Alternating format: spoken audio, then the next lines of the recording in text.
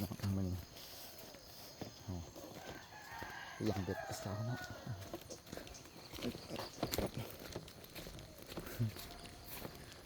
ผมเบ็ดก่อนแหละเราจะเปลี่ยนแต่หัวห่านเนาะเป็นเหยื่อป่า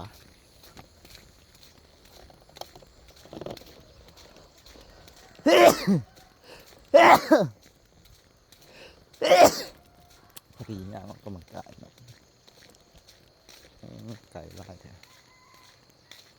พอดีต้มคักเนาะนี่นะ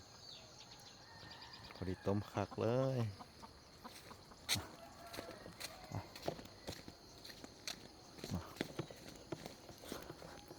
ไปคล้องละ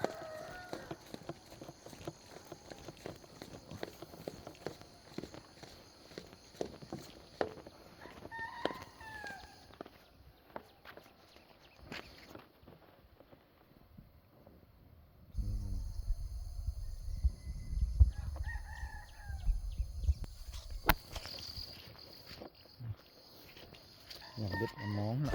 เสาแบบนี้เนาะ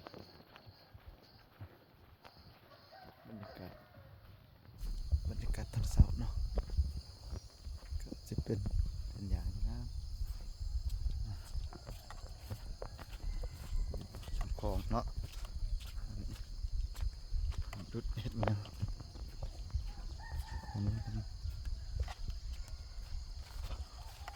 มีนำขึ้นไล่เด้อไหมมันมีนำขึ้นไล่เสียดเนี่ยนำขึ้นไหวอีกไปทางไหนเนาะไปทางนี้ก็ได้เราฟังคนอื่น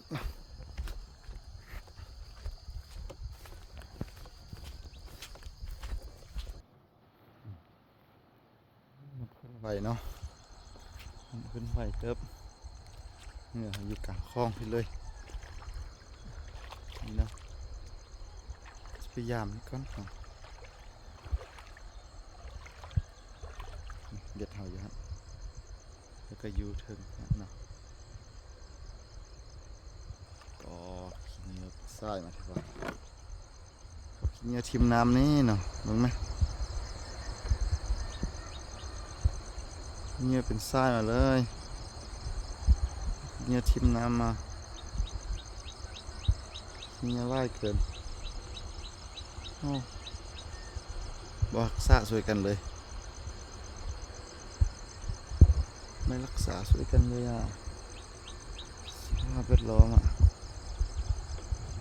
ไม่ฟังไปฟังเสียงคลอง